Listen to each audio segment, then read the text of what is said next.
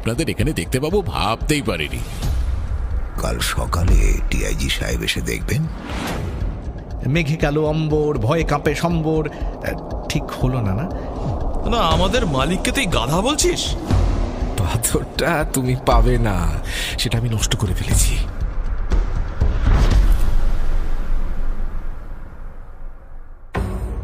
বাংলা সাহিত্যের রোমাঞ্চকর কিছু গল্প দিয়ে সাজানো আমাদের এই বিশেষ নিবেদন সানডে সাসপেন্স। আজ আপনার জন্য রয়েছে সুনীল গঙ্গোপাধ্যায়ের কাকাবাবু সিরিজের গল্প উল্কা রহস্য।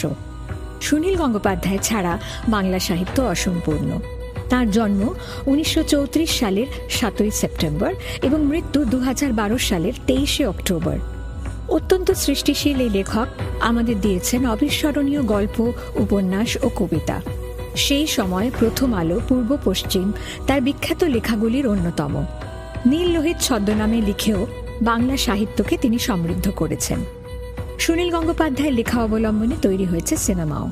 সাহিত্য একাডেমি এবং আনন্দ পুরস্কারের সঙ্গে অন্যান্য বহু সম্মানেও তিনি ভূষিত হয়েছেন। তার সৃষ্ট বিখ্যাত জুটি কাকাবাবু ও সন্তুর অ্যাডভেঞ্চারের কাহিনী 8 থেকে 80 সব বয়সের পাঠক ও শ্রোতার মনকে জয় করে নিয়েছে।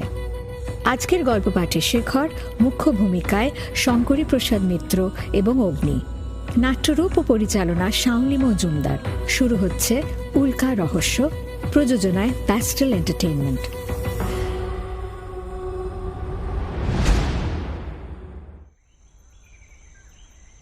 জঙ্গলের মধ্যে এই জায়গাটা বেশ পরিষ্কার। প্রায় চৌকো মতন জায়গাটাতে শুধু ঘাস হয়ে আছে। অনায়াসেই একটা ব্যাডমিন্টন কোর্ট কাটা যায়। অনেক গভীর জঙ্গলের মধ্যেই হঠাৎ হঠাৎ এরকম একটা ফাঁকা জায়গা থাকে। সেই জায়গাটার এক কোণে একটা গোল পাথরের ওপর বসে আছেন কাকাবাবু।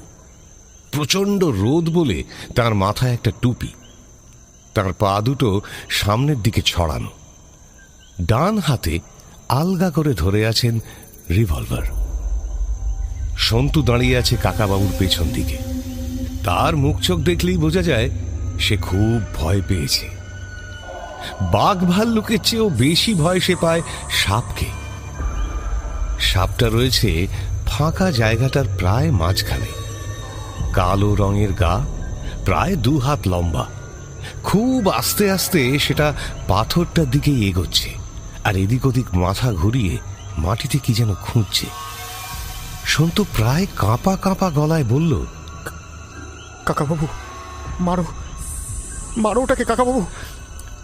কাকাবাবু যেন সন্তুকে ভয় পাওয়াবার জন্যই মজা করে বললেন, আর একটু কাছে আসতে দে না। আরে কি বলছো? যদি সরাত করে দৌড়ে চলে আসে? আরে সাপকে কখনো দৌড়তে দেখেছিস? আমি তো দেখি। লাফিয়ে তো উঠতে পারে, পারে না? তা পারে, কিন্তু সাপটা এখন হাই জাম্প দেওয়ার মেজাজে আছে বলে তো আমার মনে হচ্ছে না। ও বোধহয় আমাদের দেখতেই পাইনি। ওই যে ওই যে ওই যে ওই যে কাকাবাবু, ওই যে মাথা তুলছে। বিষাক্ত সাপই বটে, বেশ বড় ফনা। তবে সাপ দেখলেই যে সেটাকে মেরে ফেলতে হবে তার কোনো মানে নেই।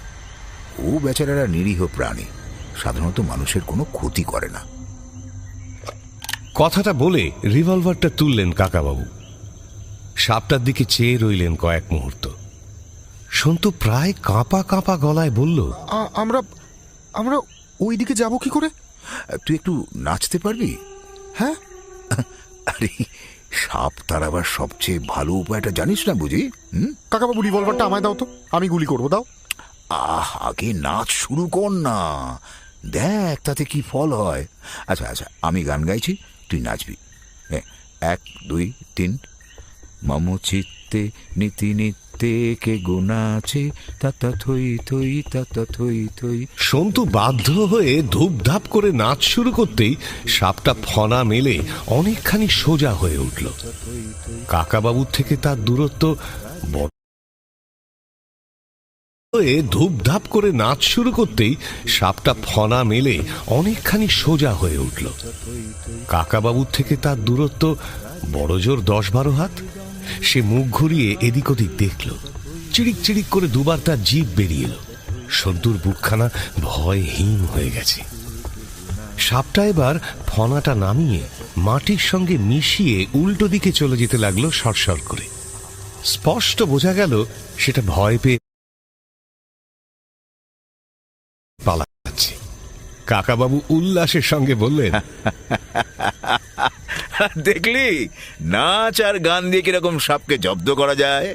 আরে রব্বি সাহেবের কাছ থেকে কেমন শিখেছিলাম।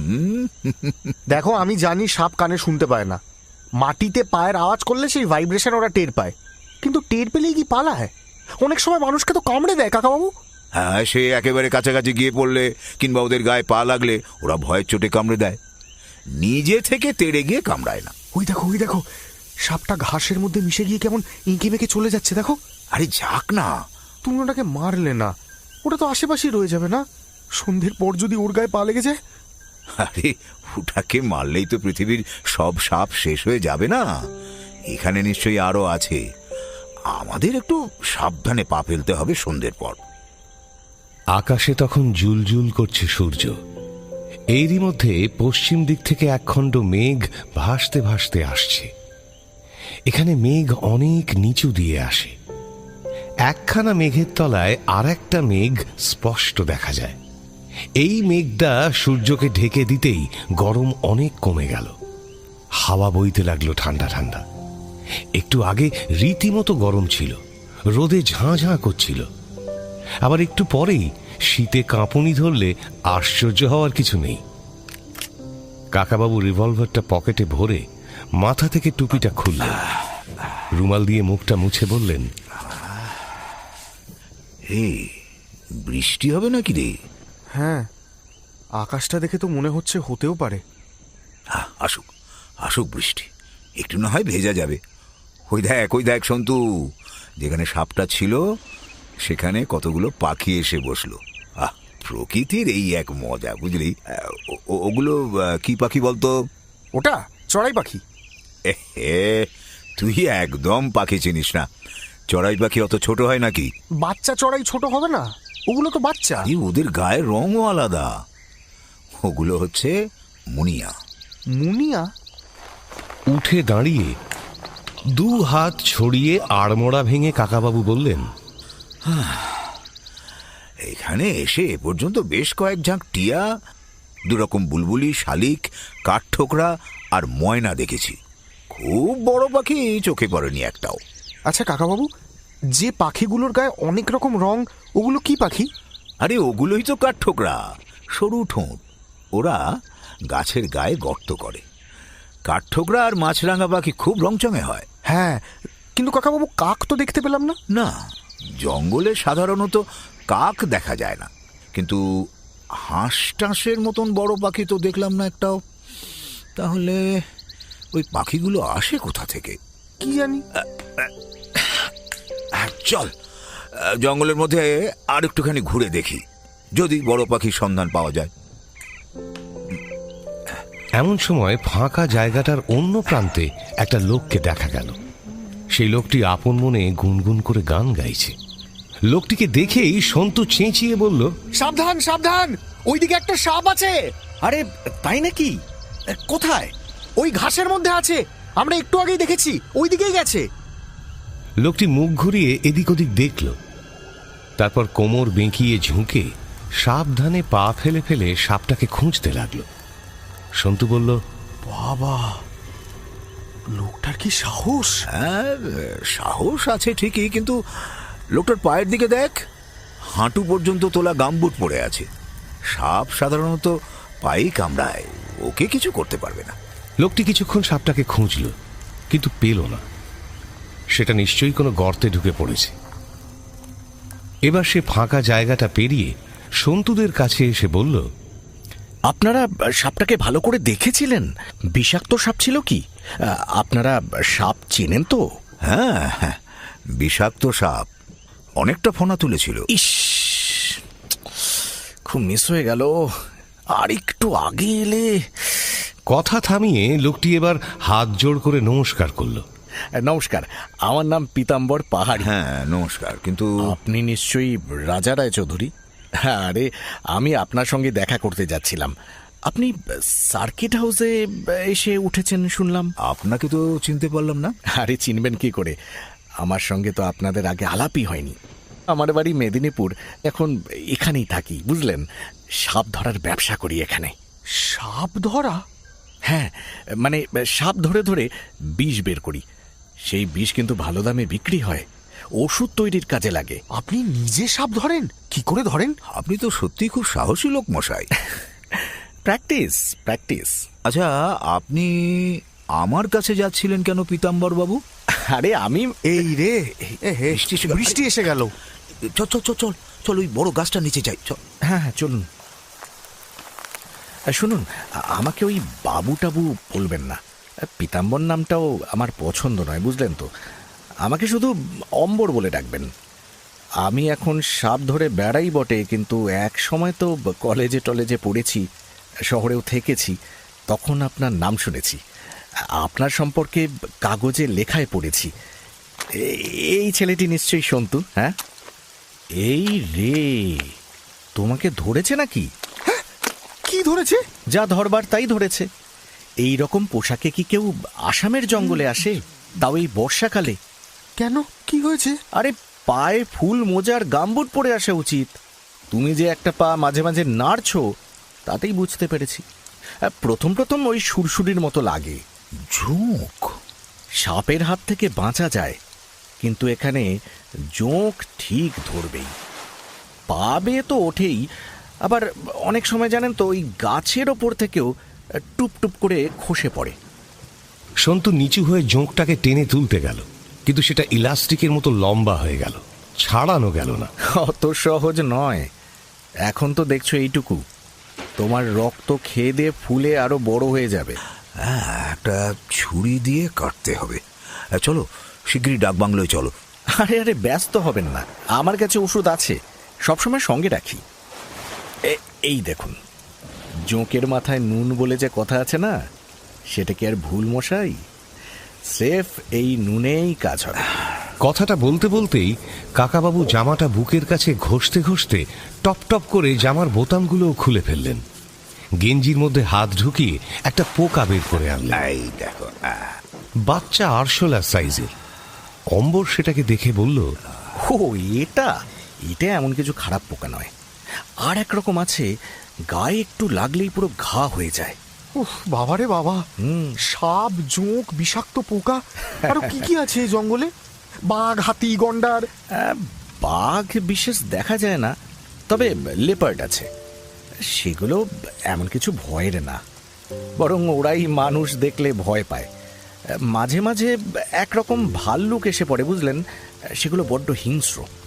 অম্বরের বয়স 30-এর কাছাকাছি, লম্বা ধরনের চেহারা। মুখখানা দেখলে ভালো মানুষ বলে মনে হয়। মাথা ভর্তি চুল, গালে অল্প অল্প দাড়ি। কথা বলার সময় তার চোখ দুটো কৌতুকে জুলজুল করে। সন্তু জিজ্ঞেস করল, আচ্ছা, এই জঙ্গলে এত সব খারাপ খারাপ জিনিস রয়েছে, তবু আপনি এখানে একা একা ঘুরে বেড়ান? কি করব বলো, এটাই যে আমার কাজ। টাকা পয়সা রোজগারের জন্য মানুষকে কত রকম কষ্ট স্বীকার করতে হয়। এখানে একটু ঝুঁকি আছে বটে, তবু তো আমার স্বাধীন ব্যবসা। মাথার ওপর কোনো উপরওয়ালা নেই, কারোর হুকুম শুনতে হয় না আমাকে। বাঙালির ছেলেদের এরকম কোনো কাজ করতে দেখলে আমার খুব আনন্দ হয়। বেশিরভাগই তো ওই সাধারণ একটা চাকরি খোঁজে, ওরকম একটা চাকরি জোটালেই ধন্য মনে করে। দেখুন, আমি না হয় নিজের কাজের জন্য এখানে পড়ে আছি, কিন্তু আপনারা এখানে এসেছেন কেন? শুধুই বেড়াতে? মানে রাজা রায়চৌধুরী তো কোথাও শুধু শুধু বেড়াতে যাওয়ার লোক নন। আমরা না না, ওই অনেকটা বেড়াতেই এসেছি বলা যায়। এর আগে তো আসিনি। তাছাড়া ওই আর একটা উদ্দেশ্য হলো পাখি দেখা। পাখি মানে জাটিঙ্গা বার্ডস? বুঝেছি, তাহলে আজ রাত্রিরে আমিও আপনাদের সঙ্গে যাব। যেমন হঠাৎ বৃষ্টি এসেছিল, তেমনি হঠাৎ থেমে গেল। আকাশ এখন একেবারে ঝকঝকে পরিষ্কার। ওরা তিনজনে এগোতে লাগলো ডাক বাংলোর দিকে। ডাক বাংলোটা একটা টিলার ওপরে, বারান্দায় বসলেই সামনের দিকে পাহাড়ের ঢেউ দেখা যায়, একটার পর একটা পাহাড়, সবই গভীর জঙ্গলে ঢাকা। চতুর্দিকে শুধু সবুজ, মাঝে মাঝে মেঘ এসে সবকিছু ঢেকে দেয়। এক ঝাঁক বৃষ্টি হওয়ার পরই আবার আকাশ পরিষ্কার হয়ে যায়। পুরনো আমলের বাংলো, মস্ত বড় বড় ঘর, প্রায় পুরো বাড়িটাকে ঘিরে বিশাল চওড়া বারান্দা। সন্তু আর কাকাবাবুকে দেওয়া হয়েছে একটা ঘর, আর একখানা ঘরে রয়েছেন একজন বৃদ্ধ ভদ্রলোক। তাছাড়া আর কোনো লোক নেই। বৃদ্ধ ভদ্রলোকটির মুখে রবীন্দ্রনাথের মতো দাড়ি, সবই সাদা নয় অবশ্য, কাঁচা পাকা। তিনি বারান্দার এক কোণে একটা চেয়ার নিয়ে পাহাড়ের দিকে চেয়ে বসে থাকেন একা একা, অন্য কারোর সঙ্গে আলাপ করেন না। কাকাবাবুরা দুদিন আগে এসেছেন, এর মধ্যে বৃদ্ধ লোকটির সঙ্গে একবার চোখাচোখি হতে শুধু নমস্কার বিনিময় হয়েছে, আর কোনো কথা হয়নি। জঙ্গল থেকে ফিরে কাকাবাবু আর সন্তু বারান্দাতেই বসলেন অম্বরকে নিয়ে। বেয়ারাকে বলা হলো চা দিতে। অম্বর অনেক জঙ্গলের গল্প শোনাতে লাগল। একটু পরেই বেয়ারা চা নিয়ে এলো। বড় ট্রের ওপর সুন্দর ছবি আঁকা পর্সেলেনের টিপট, কাপগুলো বেশ ভালো দেখতে। একটা প্লেটে আলাদা করে বিস্কিট আর কাজু বাদাম। বেয়ারাটি জিজ্ঞেস করলো, চা কি আমি কাপে ঢেলে দেবো স্যার? না না, আমি ঢেলে নিচ্ছি। তুমি বরং আর একটু চিনি নিয়ে এসো, আমি চিনি একটু বেশি খাই। আচ্ছা স্যার। কাপে চা ঢালতে ঢালতে অম্বর বারান্দার কোণের বৃদ্ধটির দিকে তাকিয়ে জিজ্ঞেস করলো, আচ্ছা, উনি এখানে একা বসে আছেন কেন? উনি একা থাকতেই ভালোবাসেন বোধহয়। দুদিন ধরে তো এরকমই দেখছি। এইরকম একটা সুন্দর জায়গায় বিকেলবেলা কেউ একা বসে থাকবে, এর কোনো মানে হয়? হ্যাঁ, দাঁড়ান 1 মিনিট, আসছি আমি।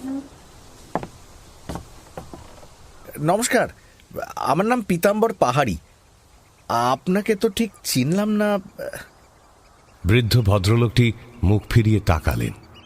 কয়েক মুহূর্ত স্থিরভাবে চেয়ে রইলেন অম্বরের দিকে। তারপর বেশ চিবিয়ে চিবিয়ে বললেন, আমিও আপনাকে চিনি না। তাছাড়া চিনতেই যে হবে তার কি কোনো মানে আছে? না না, সত্যি তার কোনো মানে নেই। আসলে আমি এখানে প্রায় ওই বছরখানেক আছি তো, ছোট জায়গা, সবাই সবাইকে চেনে এখানে। এখানে যেসব সরকারি অফিসার আসেন তাঁদেরও আমি চিনি মোটামুটি। কিন্তু এই বর্ষার সময় এখানে কেউ বেড়াতে আসে না, তাই আমি ভেবেছিলাম আপনি বুঝি কোনো সরকারি কাজে এসেছেন। না, আমি বেড়াতেই এসেছি। ও আচ্ছা, ভালো কথা। আসুন না, আলাপ পরিচয় করা যাক। মানে আপনি কি আমাদের সঙ্গে চা খাবেন? কোনো অসুবিধা নেই তো? বৃদ্ধ লোকটি একবার কাকাবাবুদের টেবিলের দিকে তাকালেন, একটু দোনামোনা করলেন মনে হলো। তারপর বললেন, ওয়েল, এক কাপ চা খেলে অবশ্য মন্দ হয় না। তিনি উঠে এলেন কাকাবাবুদের টেবিলের দিকে। সন্তু উঠে দাঁড়িয়ে সেই বৃদ্ধ লোকটির জন্য একটি চেয়ার টেনে দিল। কাকাবাবু বললেন, আপনাকে বোধহয় একটু বিরক্ত করা হলো। হ্যাঁ, না, তা ঠিক নয়। আপনাদের তো দেখছি দুদিন ধরে। আসল ব্যাপার কি জানেন, আমি নিজে থেকে কারোর সঙ্গে আলাপ করতে পারি না, এইটাই আমার দোষ। সারা জীবন যে চাকরি করেছি তাতে তো লোকজনের সঙ্গে মেলামেশার বিশেষ সুযোগ ছিল না। এখন রিটায়ার করেছি বটে, কিন্তু সেই স্বভাবটা রয়েই গেছে। Thank you. বৃদ্ধের হাতে একটা চায়ের কাপ তুলে দিয়ে অম্বর জিজ্ঞেস করল, তো আপনি কি কাজ করতেন? বৃদ্ধটি ধুতি পাঞ্জাবি পরা, কাঁধে একটা মুগার চাদর, এক হাতে একটা রূপো বাঁধানো বেতের লাঠি। চায়ের কাপে ঠোঁট ঠেকিয়ে বড় একটা চুমুক দিলেন তিনি। তারপর মুখ তুলে বললেন, আমি হাইকোর্টে জাজ ছিলাম। অম্বর হিহি হিহি করে হেসে উঠল। কাকাবাবু বেশ রাগ রাগ চোখ করে অম্বরের দিকে তাকালেন। একজন বৃদ্ধ ভদ্রলোকের কথার উপর হেসে ওঠা অত্যন্ত অসভ্যতা। অম্বর হাসি থামিয়ে জিজ্ঞেস করল, হাইকোর্টের জজ হলে বুঝি লোকজনের সঙ্গে মিশে যায় না? না। তা তো বটেই, ওই বিচারকদের কত লোককে শাস্তি দিতে হয়, সেই লোকদের সঙ্গে যদি রাস্তাঘাটে দেখা হয়ে যায় তারা অপমান করতে পারে, এমনকি মারতেও পারে। যতদিন চাকরি করেছি তখন সবসময় আমার সঙ্গে পুলিশ থাকতো। এই 2 বছর আগে রিটায়ার করেছি। এখন বিভিন্ন জায়গায় ঘুরে ঘুরে বেড়াই। আমার বউ ছেলে মেয়ে কেউ নেই, তাই একা একাই থাকি। না দেখুন, এখন তো আপনি রিটায়ার করেছেন বটে, কিন্তু ধরুন আপনি যাদের শাস্তি দিয়েছেন বা ধরুন জেল খাটিয়েছেন, মানে ভুল করেও তো কেউ কেউ শাস্তি পায় আর কি, সেরকম কারুর সঙ্গে যদি আপনার হঠাৎ দেখা হয়ে যায় আর সে যদি প্রতিশোধ নিতে চায় তাহলে। বিচারক কোনো উত্তর না দিয়ে অম্বরের মুখের দিকে তাকিয়ে রইলেন। এই সময় একটা জিপ এসে থামলো বাংলোর সামনে। তার থেকে 2 জন লোক নেমে গুড ইভিনিং গুড ইভিনিং বলতে বলতে উঠে এলো সিঁড়ি দিয়ে। দুজনেই স্যুট পরা, দুজনেরই বয়স 40-এর কাছাকাছি। মুখে ইংরেজি বললেও নমস্কারের ভঙ্গিতে হাত জোড় করে আছে। কাকাবাবু বললেন, আরে আসুন আসুন আসুন, আমাদের চা খাওয়া শেষ, বসুন বসুন। আপনারা চা খাবেন নিশ্চয়ই, দিতে বলবো? না না, কোনো দরকার নেই, আমরা এইমাত্র চা খেয়ে এসেছি। ঠিক আছে ঠিক আছে, আপনাদের সঙ্গে আলাপ করিয়ে দিই। ইনি কুমার সিং আর ইনি ভুবন দাস। নমস্কার। নমস্কার। নমস্কার, আমি পি.কে. দত্ত। আচ্ছা, আপনারা নিশ্চয়ই কাজের কথা বলবেন এখন, আমি এবার চাই। কাকাবাবু যদিও বললেন যে না, কাজের কথা কিছু নেই, তবু জজ সাহেব আর বসলেন না। বারান্দার একেবারে শেষ প্রান্তে হেঁটে গিয়ে এদের দিকে পিঠ ফিরিয়ে পাহাড়ের দিকে মুখ করে বসলেন। তো আপনারা পাখি দেখতে কখন যাচ্ছেন? এই তো আরেকটু পরেই, সন্ধে নামার ঠিক সঙ্গে সঙ্গে। আসলে বৃষ্টি হলে তো কিছুই দেখা যাবে না, তাছাড়া মেঘ জমছে, বেশ রাতের দিকে আবার মনে হচ্ছে বৃষ্টি হবে। আমারও কয়েকটা ওই টর্চের ব্যাটারি কিনতে হবে। আমি একটু বাজারের দিকটা ঘুরে তারপর আপনাদের সঙ্গে ওখানে যোগ দেব, কেমন? ব্যাপারটা আমারও দেখা হয়নি, বহুদিন ধরে শুনেছি। কিন্তু ওখানে খুব বেশি ভিড় হলে মুশকিল হবে। আমি এখানেই থাকি, বুঝলেন, আমি তো ইচ্ছে মতন যে কোনো জায়গায় যেতে পারি, তাই না? চলি কাকাবাবু, সন্তু চলি, একটু পরে দেখা হচ্ছে তাহলে। লোকটা এখানেই থাকে বলল, আগে তো দেখিনি। আচ্ছা, কি করে? আজই আলাপ হলো আমাদের সঙ্গে। ও বললো ও সাপ ধরার ব্যবসা করে। সাপ ধরার ব্যবসা মানে সাপুড়ে? না না, সাপ ধরে সাপের বিষ বের করে আর সেই বিষ বিক্রি হয়। সাপের বিষ বের করা সোজা নাকি? এ কাজ সাপুরেরা ছাড়া কেউ পারে না। এখানে একটা লোক সাপ ধরে বেড়াচ্ছে, অথচ আমরা সে খবর আগে শুনিনি। হতে পারে নাকি? আমার ঠিক বিশ্বাস হচ্ছে না। আচ্ছা, তাহলে আমি একটু তৈরি হয়ে নিই বেরোবার আগে। ওখানে কতক্ষণ লাগবে তা তো জানি না। আমরা কি রাত্রির খাবারটা খেয়ে নিয়ে যাব না ফিরে এসে খাবো? না না, আমরা এখানে বারণ করে দিয়ে যাচ্ছি। আসলে ফিরতে রাত হবে, আপনাদের জন্য বাইরেই এক জায়গায় খাবার ব্যবস্থা হয়েছে, চিন্তা নেই। আপনাকে স্যার একটু কষ্ট করতে হবে তখন, আসলে খানিকটা পথ হেঁটে যেতে হবে। সে ঠিক আছে, আজ তো পাহাড়ের অনেকটা নিচে নেমে গিয়ে জঙ্গল দেখতে গিয়েছিলাম, খুব একটা অসুবিধা হয়নি। কাকাবাবু নিজের ঘরে চলে গেলেন। কুমার সিং আর ভুবন দাস এবার 2টো সিগারেট ধরাল। ওরা কাকাবাবুকে খুব সমীহ করে, ওর সামনে সিগারেট খায় না। কুমার সিং সন্তুকে জিজ্ঞেস করল, কেমন লাগছে মিস্টার সন্তু? খুব ভালো, জায়গাটা তো দারুণ। খাওয়া দাওয়ার কোনো অসুবিধা হচ্ছে না তো এখানে? অসুবিধে? বড্ড বেশি বেশি খাচ্ছি। এখানকার রান্না চমৎকার। আজ দুপুরে মাছ আর মাংস 2 রকম হয়েছিল, জানেন? চিন্তা নেই, আমাদের বলা আছে যখন যা ইচ্ছা হয় চাইবেন। কোনো রকম লজ্জা করবেন না মিস্টার সন্তু।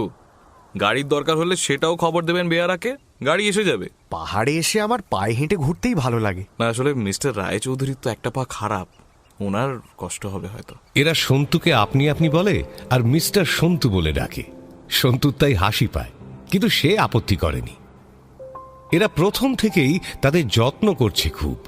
কুমার সিং এর মুখে মস্ত বড় গোঁফ, কিন্তু দাড়ি নেই। চেহারাটা দেখলে মনে হয় মিলিটারির লোক। এই শিখ নয়, মাথায় পাগড়ি নেই। বাংলা বলে ভালোই, আর ভুবন দাসের চেহারাটা ছোটখাটো, দেখে বাঙালি বলেই মনে হয়। এরা দুজনেই এই হাফলংয়ে কাঠের ব্যবসা করে। একটু বাদে সন্তুও ঘরে গিয়ে জামা প্যান্ট বদলে এলো। সন্ধ্যের পর বেশ শীত পড়ে, গরম জামা সঙ্গে রাখা দরকার। প্রায় সন্ধেও হয়ে এসেছে, তবে এখনো পুরোপুরি অন্ধকার নামেনি। কাকাবাবু একটা ওভারকোট গায়ে দিয়ে বেরিয়ে এসে বললেন, ফ্লাস্কে করে চা নিয়ে যেতে হবে, শীতের মধ্যে আমার বারবার চা তেষ্টা পায়। বেয়ারাকে বলা হলো চা বানিয়ে দিতে। ততক্ষণ ওরা বাংলোর সামনে বাগানে এসে দাঁড়ালো। আকাশের একদিকে বেশ জমাট মেঘ, শেষ সূর্যের আলোতে সামনের একটা পাহাড়ের চূড়া একেবারে লাল হয়ে আছে। কাকাবাবু কুমার সিংকে জিজ্ঞেস করলেন, আচ্ছা, আপনারা তো কাঠের ব্যবসা করেন, এই জন্য কি আপনাদের জঙ্গলে যেতে হয়, নাকি অন্য লোকজন যায়? আপনারা শহরে বসে ব্যবসাটা চালান? না না, আমাদের দুজনকেই রেগুলার জঙ্গলে যেতে হয়, গাছ চিনিয়ে দিতে হয়, অনেক সময় রাত্রিরেও জঙ্গলে থেকে যাই। কোথায় থাকেন? জঙ্গলের মধ্যে আপনাদের ঘরটর করা আছে? না না, সেরকম কিছু নেই। ও, গাড়িতেই শুয়ে থাকি, ট্রাকের ওপর বিছানা পেতে দিব্যি ঘুমানো যায়। বাহ, বেশ তো। আমারও ইচ্ছে করে জানেন ওই রকম ভাবে জঙ্গলের মধ্যে রাত কাটাতে। তাহলে বেশ কিছুদিন থাকুন না এখানে, একদিন নিয়ে যাবো আমাদের সঙ্গে মিস্টার সন্তু। তবে জঙ্গলে কিন্তু মাঝে মাঝে বাঘ আসে, ভয় পাবেন না তো? আপনারা দেখেছেন বাঘ? অনেকবার, অবশ্য আমাদের সঙ্গে বন্দুক থাকে। বাঘ মানে লেপার্ড? না না, লেপার্ডের মতন ছোট জানোয়ার নয়, আসল বাঘ, টাইগার। এখানকার জঙ্গলে অনেক টাইগার আছে। তবে মিস্টার রায়চৌধুরী, আপনারা আজ দুপুরবেলা খালি হাতে জঙ্গলে গিয়ে ভালো করেননি কিন্তু। ও, এই জঙ্গলে ভাল্লুক টালুকও আছে নাকি? ভাল্লুক? না না, এদিকে ভাল্লুক দেখতে পাওয়া যায় না। ভাল্লুক বেশি আছে ওই অরুণাচলের জঙ্গলে, এখানে নেই। কাকাবাবু সন্তুর দিকে তাকিয়ে হাসলেন। জজ সাহেব এখনো ঠায় বসে আছেন বারান্দার একটা চেয়ারে, একটুও নড়ছেন না, ঠিক যেন ধ্যানমগ্ন। কাকাবাবু কুমার সিংকে বললেন, বিচারক মশাইকে ডাকবো নাকি আমাদের সঙ্গে যাওয়ার জন্যে? থাক না, কি দরকার? বেশি ভিড় বাড়লে হয়তো কিছুই দেখতে পাবো না। উনি কোথাও যেতে চান বলেও তো মনে হয় না। বাবু, চা। এর মধ্যে চা এসে গেল। তারপর সবাই উঠে পড়ল গাড়িতে। এখান থেকে যেতে হবে জাটিঙ্গা, নেমে যেতে হবে নিচের দিকে। বর্ষার জন্য রাস্তা তেমন ভালো নয়, জিপটা লাফাচ্ছে অনবরত। অন্ধকার নেমে এসেছে।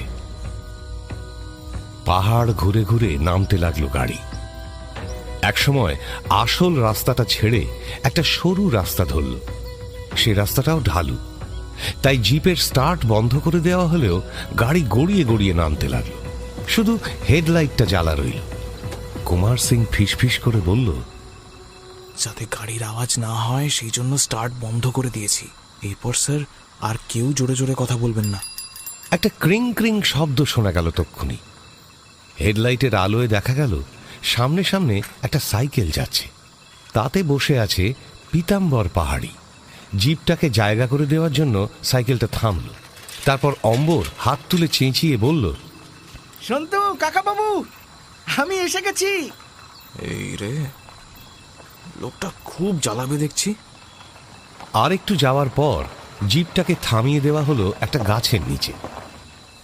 ভুবন দাস আগে নেমে একটা হাত বাড়িয়ে দিয়ে বলল, মিস্টার রায়চৌধুরী, সাবধানে নামবেন। এই জায়গাটা না প্রচন্ড এবড়ো খেবড়ো। এই যে আমার হাতটা ধরুন, এই নিন। না না, আরে ঠিক আছে ঠিক আছে, এই তো টর্চটা জেলে নিয়েছি, আমি দেখতে পাচ্ছি। আপনাকে তো দু হাতে ক্রাচ নিয়ে হাঁটতে হবে। আচ্ছা, আমি আলো দেখাচ্ছি, আসুন আসুন, আপনি আমার সঙ্গে সঙ্গে আসুন। খুব যত্ন করে সে কাকাবাবুকে জিপ থেকে নামিয়ে এগিয়ে নিয়ে চলল। মিনিট পাঁচেক হাঁটার পর ওরা পৌঁছল একটা সমতল জায়গায়। চারপাশে গাছপালা থাকলেও মাঝখানে কিছুটা ফাঁকা।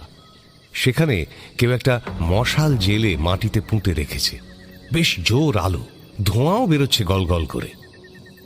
মশালটাকে ঠিক মাঝখানে রেখে বেশ খানিকটা দূরত্ব রেখে দুদিকে মাটির ওপর বসে আছে ৩-৪ জন মানুষ। তাদের মধ্যে একজন সাহেব। কাকাবাবু এক জায়গায় বসে পড়লেন। কাছেই সাহেবটি, তার বয়স ২৫-২৬-এর বেশি নয়, মাথার চুল লালচে রঙের। এখন বাতাসে বেশ শীত শীত ভাব, তবু সে একটা পাতলা গেঞ্জি ও জিন্স পরে আছে। কাকাবাবুকে দেখে সে হাত জোড় করে নমস্কার করল। কাকাবাবু হাসি মুখে ছেলেটির মুখের দিকে তাকালেন। ছেলেটির চোখের রং নীল, মুখখানা শান্ত ধরনের। সে জাতে জার্মান, বেশ রোগা পাতলা চেহারা, চোখের দৃষ্টিতে খানিকটা লাজুক লাজুক ভাব। আমার নাম কার্ল জগেন, আমি হাইডেলবার্গ শহর থেকে আসছি। এই জায়গাটার নাম তো বাইরের বেশি লোক জানে না, তো তুমি কি করে জানলে যে এখানে একটা অদ্ভুত ব্যাপার ঘটে? এই জাটিঙ্গার পাখিদের কথা আমি প্রথম পড়ি ন্যাশনাল জিওগ্রাফিক পত্রিকায়। তারপর আমাদের দেশের পত্রপত্রিকাতেও কিছু খবর বেরিয়েছে। আসলে পাখিদের জীবনযাত্রা ও ব্যবহার সম্পর্কে আমার বিশেষ কৌতূহল আছে, এটাই আমার গবেষণার বিষয়। সেই জন্যই আমি এখানে সত্যি কি ঘটে তা দেখতে এসেছি। ও, তুমি তাহলে একজন অর্নিথোলজিস্ট। তো এখানে উঠেছো কোথায়? রেল স্টেশনের পাশে একটা হোটেলে। 8 দিন ধরে আমি এখানে আছি। স্টেশনের কাছে তো কোনো হোটেল নেই, মানে ছোটখাটো আছে বোধহয়, তবে বিদেশিদের থাকার মতো। এরা অনেক কষ্ট করে থাকতে পারে। আচ্ছা কার্ল, তোমার মুখ থেকেই শুনি, তুমি এখানে কি দেখেছো এ পর্যন্ত? আমরা তো পরশু এসে পৌঁছেছি, কিন্তু সেদিন খুব ক্লান্ত ছিলাম, তাই এখানে আর আসিনি। কাল সন্ধ্যে থেকেই বৃষ্টি পড়ল। এরা সবাই বলল বৃষ্টির দিনে কিছু দেখা যায় না। তুমি কি একদিনও কিছু দেখেছো? আমি এখানে প্রত্যেক দিন এসে বসে থাকি। বৃষ্টি না থাকলেও একদিন কিছুই ঘটে না। শুধু একদিনই সেই আশ্চর্য ব্যাপারটা দেখেছিলাম। কি সেই আশ্চর্য ব্যাপার?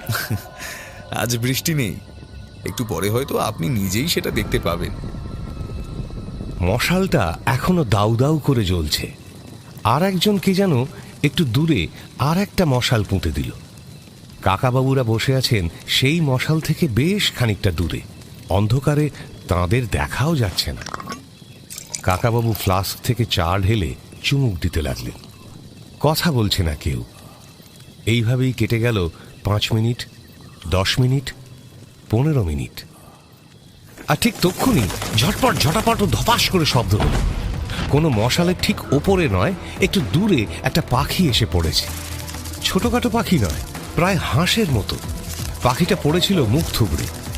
সোজা হয়ে দাঁড়ালো, এদিক ওদিক তাকাতে লাগলো। কিন্তু পাখিটাকে ভালো করে দেখার আগেই পেছনের অন্ধকার থেকে 2-3 জন লোক ছুটে এলো। তাদের হাতে লাঠি। তাদের একজন পাখিটাকে জাপটে ধরেই আবার দৌড়ে মিলিয়ে গেল অন্ধকারের মধ্যে। কার্ল দারুণ বিরক্তভাবে বলল, ও গড, আবার সেই ব্যাপার। কি হলো? ওই লোকগুলো এলো কোথা থেকে? এই লোকগুলো লুকিয়ে থাকে, আমাদের ভালো করে দেখতেই দেয় না। তারপর ওরা পাখিগুলো ধরে নিয়ে গিয়ে মেরে মাংস খায়। আচ্ছা মিস্টার রায়চৌধুরী, আপনি এটা আটকাতে পারেন না? গ্রামের লোকেদের আমরা আটকাবো কি করে? আরে পাখি তো কারোর সম্পত্তি নয়, যে আগে ধরতে পারবে পাখি তার। আগুনের কাছাকাছি এসে পাখিগুলো কি করে সেটা আমি দেখতে চাই। আবার একটা পাখি এসে পড়ল, এবার প্রায় মশালের উপরে। কিন্তু পাখিটা কক করে একটা শব্দ করে আগুন থেকে দূরে সরে গেল। একবার লাফাবার চেষ্টা করেও পারল না। এবারও অন্ধকার থেকে ছুটে এলো কয়েকটা লোক। একজন পাখিটাকে ধরার আগেই অন্য একজন পাখিটার গায়ে একটা লাঠির ঘা মেরে কি যেন বলে উঠল চেঁচিয়ে। অর্থাৎ সে পাখিটাকে আগে ছুঁয়ে দিয়েছে, এটার উপর তারই অধিকার। কার্ল আবার বলে উঠল, আমাদের দেশ হলে এই লোকগুলোকে পুলিশ দিয়ে আটকে রাখা যেত। এরা পাখিগুলোকে ধরে ধরে খেয়ে ফেললে বৈজ্ঞানিক পরীক্ষা হবে কি করে? আরে আমারই তো একটা ধরতে ইচ্ছে করছে। মনে হচ্ছে এই পাখির মাংস বেশ টেস্টফুল হবে। আচ্ছা, অন্য সময় এ ধরনের পাখি এখানে দেখতে পাওয়া যায় না? আমি তো দেখিনি। পাখিগুলো কোত্থেকে আসে তা কেউ বলতে পারে না। রাত্রে মশাল জ্বাললে এখানে এসে পড়ে। এরা আগুন দেখে আত্মহত্যা করতে আসে? আগুন দেখলে অনেক পোকা আসে, কিন্তু পাখিরা মরতে আসে এমন তো শোনা যায়নি। তার চেয়েও আশ্চর্যের কথা, শুধু এই জায়গাটাতে আগুন জ্বাললেই পাখিগুলো আসে। এখান থেকে 8 মাইল দূরে নিয়ে গিয়ে আগুন জ্বালুন, একটাও পাখি পড়বে না। হ্যাঁ, তার মানে ঠিক এই জায়গাটাতেই আলো দেখে ওদের চোখ ধাঁধিয়ে যায় নাকি? শুধু এই জায়গার আলোতেই ওদের চোখ ধাঁধাবে কেন? অন্য জায়গার আলো জ্বাললে তো ওদের কোনো অসুবিধে হয় না। তাছাড়া ছোটখাটো পাখিও তো নয়, বড় পাখি, অনেকটা উঁচু দিয়ে উঠতে পারে। ওরা ইচ্ছে করে আগুনের কাছে কেন আসবে? প্রকৃতির মধ্যে যে কত রকম বিষয় আছে তার কি কোনো শেষ আছে? এখনো আমরা অনেক রহস্যই বুঝতে পারি না। মেক্সিকোর উপসাগরে একসময় হাজার হাজার তিমি মাছ ডাঙায় উঠে আত্মহত্যা করতে এসেছিল। একসঙ্গে অত তিমি মাছের আত্মহত্যা করার ইচ্ছে হয়েছিল কেন কে জানে। সমুদ্র দিয়ে আজকাল সব বড় বড় পেট্রোলের ট্যাঙ্কার যায়। সেই সব জাহাজ থেকে অনেক সময় পেট্রোল জলে পড়ে যায়। সমুদ্রের জলে পেট্রোল ভাসলে শুধু তিমি মাছ নয়, সব রকম জলজ প্রাণীরই খুব কষ্ট হয়, তারা নিঃশ্বাসের জন্য অক্সিজেন পায় না। মানুষের এই অত্যাচারের বিরুদ্ধেই বোধহয় তিমি মাছেরা প্রতিবাদ জানাতে চায়। আবার শূন্যে ডানার ঝটপট ঝটপট শব্দ হলো, আর একটা পাখি পড়ছে। সেটা মাটি ছোঁয়ার আগেই কার্ল বিদ্যুৎ গতিতে ছুটে গেল, লুফে নিল পাখিটাকে। অন্ধকার থেকে 3-4 জন লোকও ছুটে এসেছে। তারা লাঠি দিয়ে পাখিটাকে মারবার চেষ্টা করল। কার্ল ততক্ষণে পাখিটা তার জামার মধ্যে ঢুকিয়ে দিয়ে 2 হাত দিয়ে আড়াল করেছে। একটা লাঠির ঘা পড়ল তার পিঠে। কার্ল লোকগুলোকে বলল, আরে আমায় কেন মারছো ভাই? আমার মাংস তো তোমরা পুড়িয়ে খেতে পারবে না। কার্ল দৌড়ে চলে এলো কাকাবাবুর কাছে। লোকগুলো তাড়া করে এলো তাকে। মিস্টার রায়চৌধুরী, আমাকে হেল্প করুন। কুমার সিং, আমি তো পাহাড়ি লোকেদের ভাষা জানি না। আপনি এদের বলুন এই সাহেব এই পাখিটাকে আগে ধরেছে, এটার উপর সাহেবের এই অধিকার। আচ্ছা, ওটা কেড়ে নিতে চাইছেন কেন? তাহলে কিন্তু আমি বাধা দেব। কুমার সিং লোকগুলোকে ধমকে তাড়িয়ে দিল। এদিকটায় অন্ধকার বলেই পাখিটা দারুণ ছটফট করছে।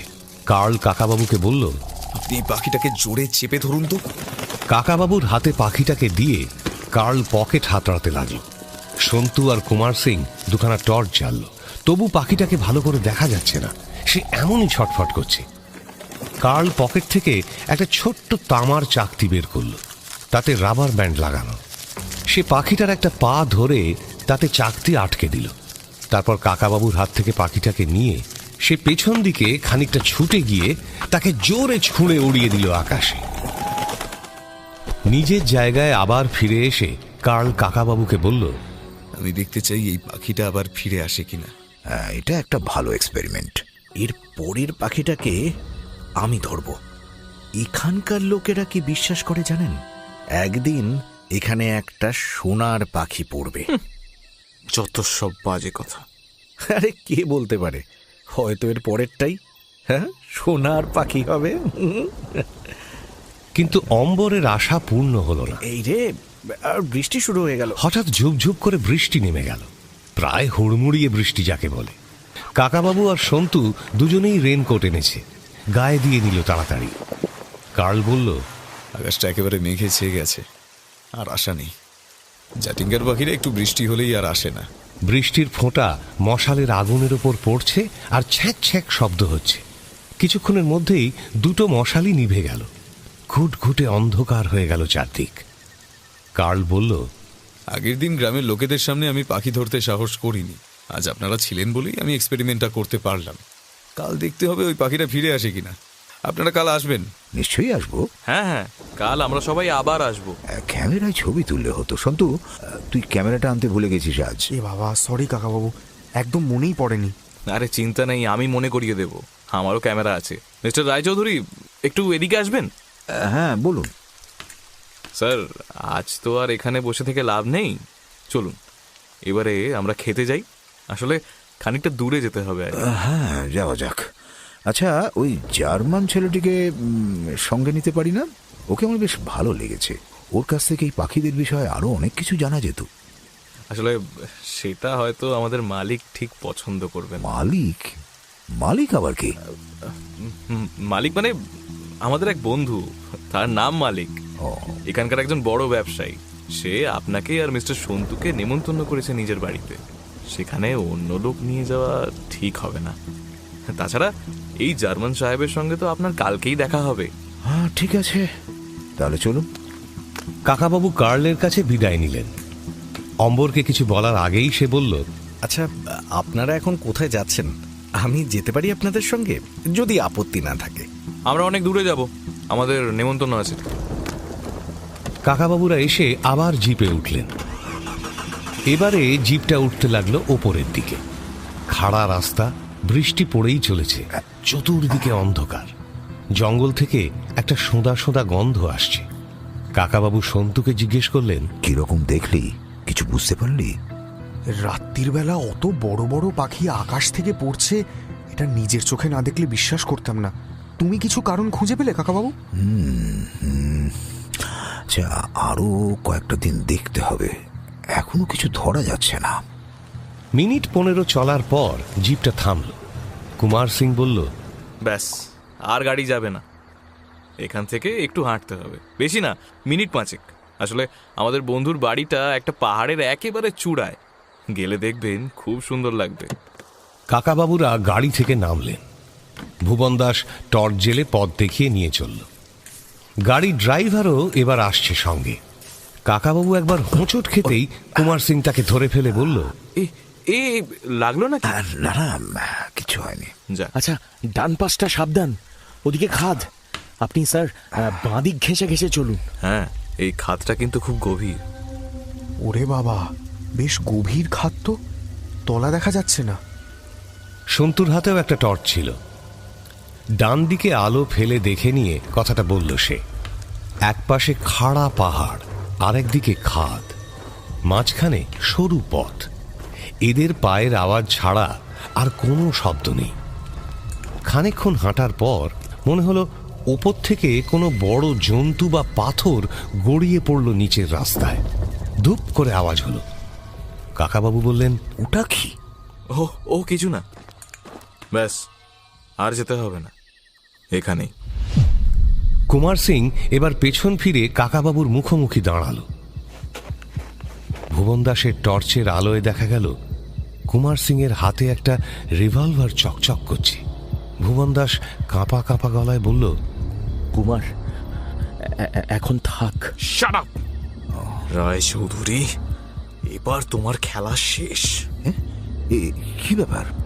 এই আমার সঙ্গে মজা করছেন নাকি? হ্যাঁ, আমার দিকে এরকম রিভলভার খেলার ছলে তুলতে নেই। না না না না, আমি পছন্দ করি না। কুমার সিং অন্য হাতে কাকাবাবুর মুখে একটা ঘুষি চালাতে গেলে কাকাবাবু তাঁকে লক্ষ্য করে ওঠা সেই মুঠিটাকে ধরে ফেলার চেষ্টা করেও পারলেন না। পেছন থেকে কে যেন হ্যাঁচকা টানে কাকাবাবুর ক্রাচ দুটো কেড়ে নিল। কাকাবাবু টাল সামলাতে পারলেন না। হাত দুটো ব্যবহার করার আগেই কেউ তার হাত দুটো পেছনে মুড়ে নিয়ে শক্ত দড়ি দিয়ে বেঁধে ফেলল।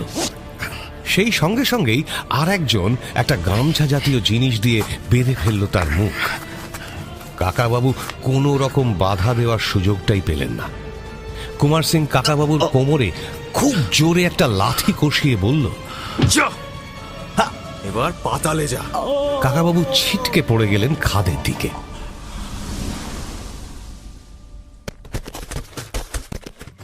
মারতে চাইল কেন? এক জায়গায় কিসে যেন খুব জোরে কাকাবাবুর মাথা ঠুকে গেল। মাথাটা ঝিমঝিম করছে। এবার বুঝি জ্ঞান চলে যাবে তার। কাকাবাবু ভাবলেন, জীবনে কি কিছুই ভালো কাজ করেননি তিনি? দু চারজন মানুষেরও কি উপকার করেননি কখনো তিনি? তবু এরকম অকারণে তাকে প্রাণ দিতে হবে? ভাবতে ভাবতে এরপরেই তিনি অজ্ঞান হয়ে গেলেন। ঠিক কতক্ষণ পরে তাঁর জ্ঞান ফিরল তা তিনি বুঝতে পারলেন না। চোখ খোলার পর প্রথমেই তিনি ভাবলেন সন্তুর কথা। সন্তু কোথায়? তার কি হলো? তারপর তিনি বোঝবার চেষ্টা করলেন কোথায় এসে পড়েছেন, হাত পা কিছু ভেঙেছে কিনা।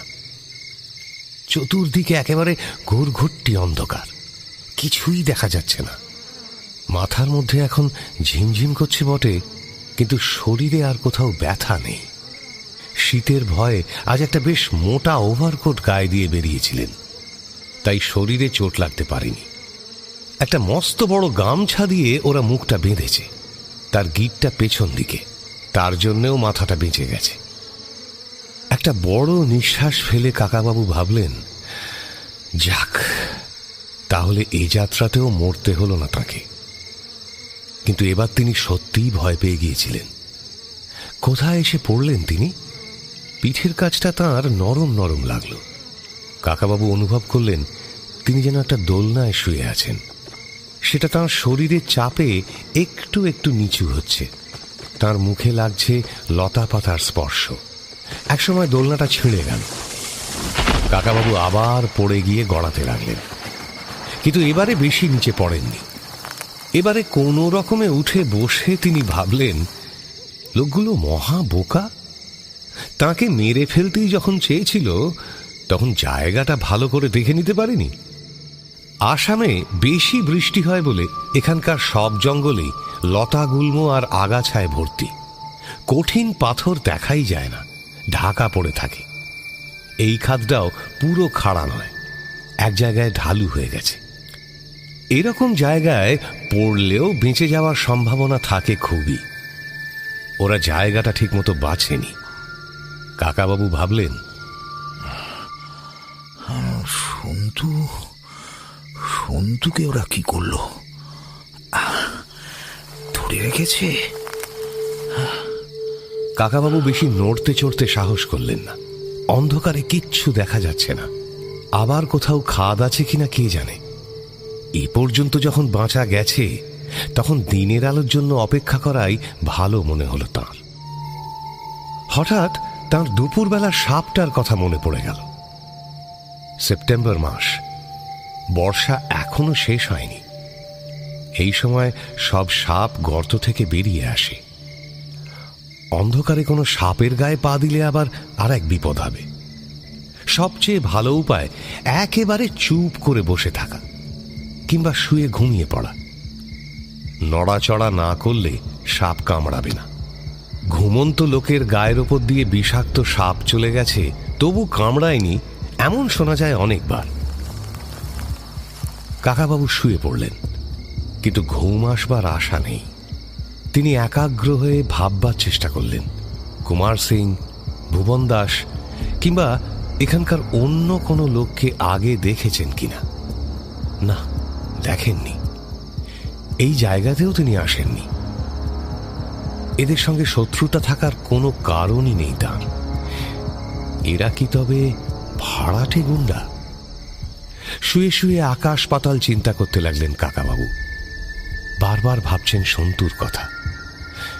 যখন তাকে কুমার সিং ঠেলে ফেলে দেয় তখন সন্তু একটু পেছনে পড়েছিল। সন্তু কি ব্যাপারটা দেখেছে? যদি দেখে থাকে তাহলে সেই সময় সাহায্য করার বদলে সন্তু যদি পেছন ফিরে দৌড়ে পালিয়ে গিয়ে থাকে তাহলে সেটাই হবে বুদ্ধিমানের কাজ। দুজনে একসঙ্গে মরা কিংবা ধরা পড়ার কোনো মানেই হয় না। আবার বৃষ্টি নামল। বৃষ্টিতে ভিজতেই হবে তাকে এখন, কোনো উপায় নেই। কাকাবাবুর একটা গাধার কথা মনে পড়ল। একবার হাজারিবাগে একটা ডাকবাংলোয় থাকার সময় কাকাবাবু জানলা দিয়ে একটা গাধাকে দেখেছিলেন। কোনো ধোপার গাধা হবে, দড়ি দিয়ে একটা গাছের সঙ্গে বাঁধা ছিল। দারুণ বৃষ্টি পড়ছিল। প্রায় 1 ঘন্টা ধরে চলল সেই বৃষ্টি। সেই গাধাটাকে কেউ খুলে দেয়নি। সেটা দাঁড়িয়ে দাঁড়িয়ে বৃষ্টিতে ভিজছে আর মাঝে মাঝে করুণ সুরে ডাকছে। কাকাবাবু একবার ভেবেছিলেন তিনি ছাতা মাথায় দিয়ে বেরিয়ে গিয়ে গাধাটাকে খুলে দেবেন। তারপর মনে হয়েছিল তিনি খুলে দিলে গাধাটা যদি পালিয়ে যায়, ধোপা এসে চেঁচামেচি করলে কি বলবেন। কাকাবাবুর মনে হলো তাঁর অবস্থাও এখন সেই গাধাটার মতো। এত জোরে বৃষ্টি হচ্ছে যেন মনে হচ্ছে আকাশ ভেঙে পড়ছে। অন্ধকারে জঙ্গলের মধ্যে মাঝে মাঝে কিসের যেন শব্দ হচ্ছে, কিছু একটা যেন গড়িয়ে পড়ছে। পাথর? এর মধ্যে মাথায় এসে পড়লেই সর্বনাশ। একসময় বৃষ্টিও থামল, ভোরের আলো ফুটল। এত বৃষ্টিতে ভিজে কাকাবাবুর ঠান্ডা লেগে গেছে খুব। তিনি হ্যাঁচো হ্যাঁচো করে কয়েকবার হাঁচলেন। ওভারকোটটা ভিজে এমন ভারী হয়ে গেছে যেন মনে হচ্ছে গায়ের উপর একটা বর্ম চাপানো।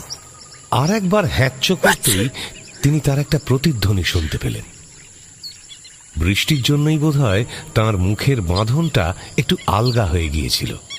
হ্যাঁচোর চোটে তা একেবারে খুলেই গেল। এবার তিনি পর পর 2 বার হাঁচি দিলেন। এবার 3 বার প্রতিধ্বনি হল।